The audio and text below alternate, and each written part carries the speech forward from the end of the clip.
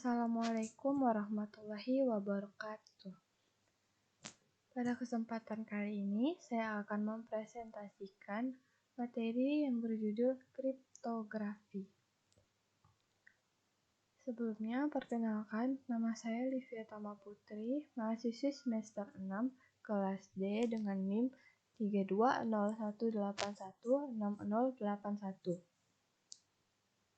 Baiklah, langsung saja kita mulai. Apa itu kriptografi? Menyadur dari Geeks for Geeks, kriptografi adalah sebuah metode yang digunakan untuk melindungi informasi dan saluran komunikasi melalui penggunaan kode. Kriptografi merupakan proses menyamarkan informasi sehingga tidak dapat dimengerti oleh orang lain.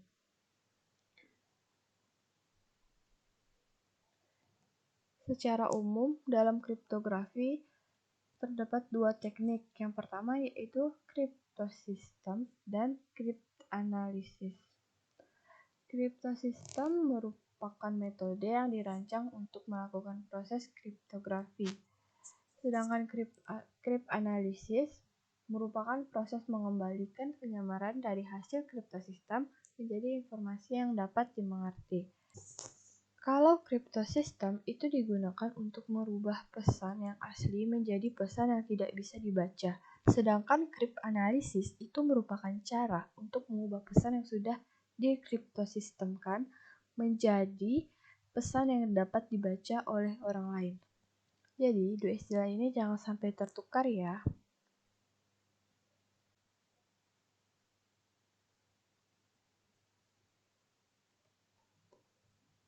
Berikutnya, dalam kriptografi ada dua jenis pesan, yaitu plain text dan ciphertext.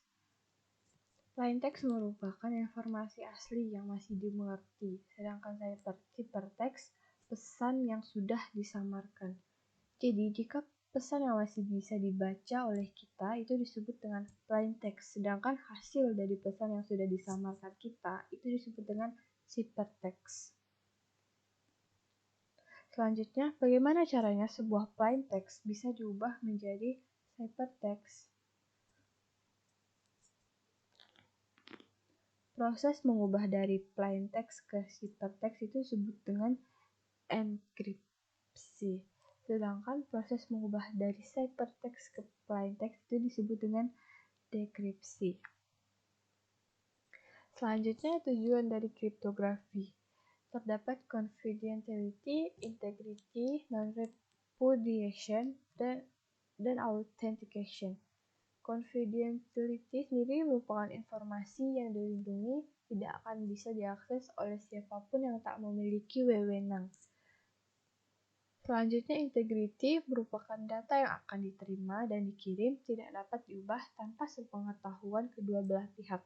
Selanjutnya, non-repudiation, pihak penerima atau pengirim tidak akan bisa menyangkal tujuannya menciptakan atau mengubah data.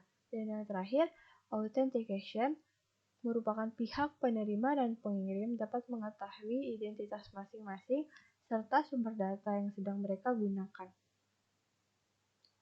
Selanjutnya, apa yang akan dibahas? Yang akan dibahas selanjutnya yaitu algoritma kriptografi klasik yang terdiri dari substitusi Caesar-Cipher dan substitusi Wegener-Cipher. Yang pertama, substitusi Caesar-Cipher merupakan jenis enkripsi klasik. Caesar-Cipher dalam hal ini kuncinya adalah pergeseran huruf, yaitu sebanyak 3 huruf. Susunan alfabet digeser sejauh 3 huruf ke kanan sehingga membentuk sebuah tabel substitusi sebagai berikut.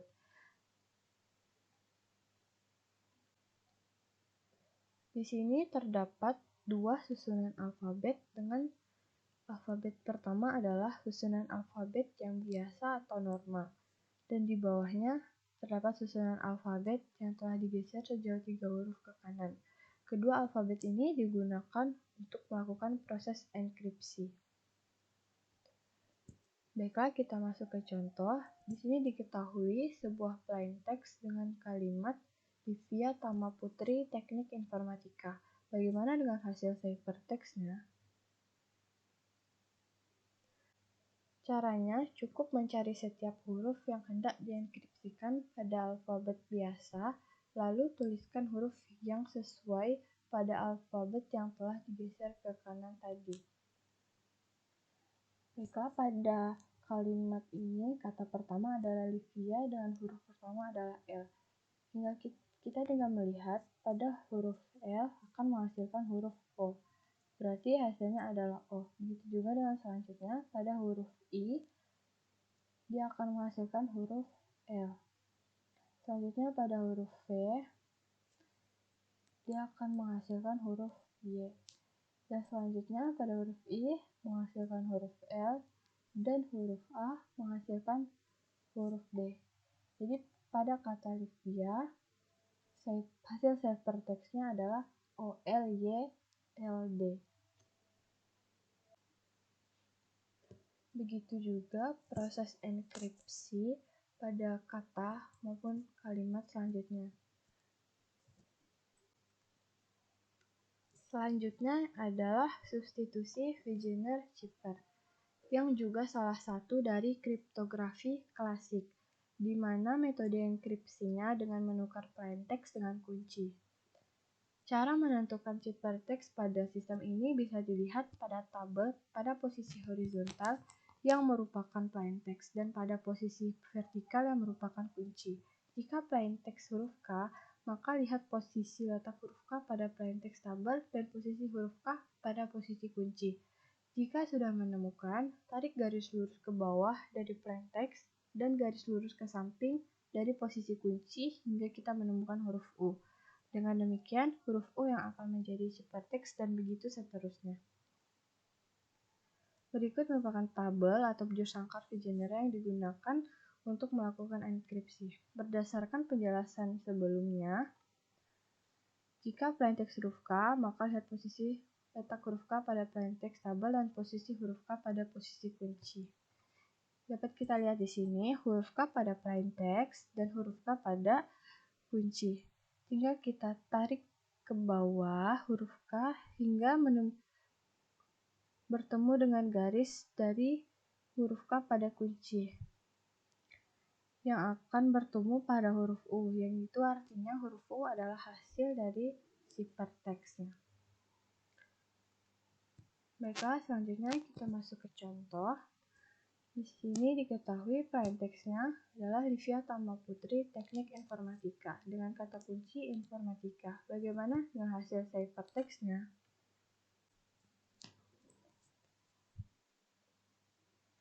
Caranya yaitu pertama kita harus menyesuaikan kata kunci dengan kata pada plaintext. Kita harus menyesuaikan jumlah kata kunci dengan kata pada plaintext. Kita harus menyamakan dengan jumlah kata pada plaintext. Di sini dapat dilihat kata kuncinya informatika. Sedangkan kata pertama pada kalimat di plaintext ini adalah Livia. Kata kunci akan menyesuaikan atau menyamakan jumlah dari kata pada plaintext. Di sini dapat dilihat kata Livia akan menggunakan kata kunci infor. Selanjutnya kata Tama merupakan lanjutan dari kata kunci yang sebelumnya. Selanjutnya dapat kita cari hasil ciphertextnya dengan melihat tabel dari bujur sangkar Wegener. Yang pertama yaitu pada kata Livia huruf pertama L dan kata kuncinya adalah huruf I. Tinggal kita lihat pada plaintext huruf L dan kata kunci huruf I. Plaintext huruf L dan kata kunci huruf I.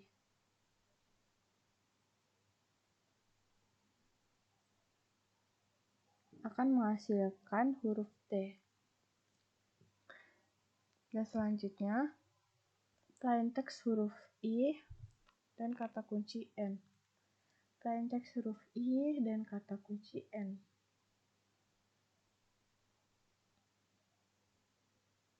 Akan menghasilkan huruf V. Selanjutnya plaintext V kata kunci F.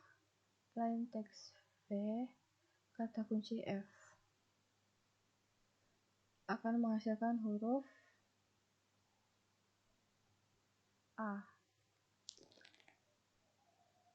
Selanjutnya, plain text I dengan kata kunci O. Plain text I dan kata kunci O. Plain text I dan kata kunci O akan menghasilkan huruf W. Dan plain text huruf A dengan kata kunci R. Plain text huruf A dengan kata kunci R akan menghasilkan huruf R. Begitu juga proses selanjutnya hingga kalimat pada plain text selesai.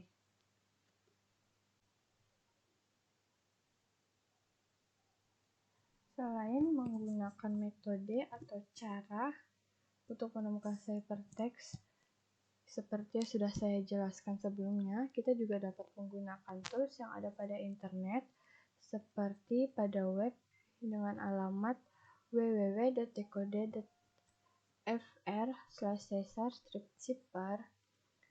Di sini kita hanya perlu memasukkan plain text yang akan kita temukan ciphertextnya. Kemudian hasilnya akan muncul langsung seperti ini. Tentunya ini akan lebih membantu kita karena lebih mudah dan cepat. Pada Visioner juga kita tinggal memasukkan plain text dan kata kunci yang kita inginkan. Dan hasilnya juga akan otomatis muncul. Tentunya ini sangat memudahkan dan lebih cepat dalam penggunaannya. Baiklah, selanjutnya yang terakhir adalah kesimpulan. Dari implementasi yang telah dilakukan, dapat disimpulkan bahwa dalam metode kriptografi terdapat banyak algoritma yang dapat digunakan. Khususnya pada materi kali ini yang menggunakan algoritma kriptografi klasik yang terdiri dari substitusi Cesar-Cipher dan substitusi Vigenère-Cipher yang mempunyai langkah-langkah dan hasil ciphertext yang berbeda-beda.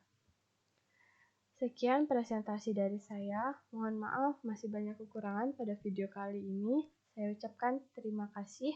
Wassalamualaikum warahmatullahi wabarakatuh.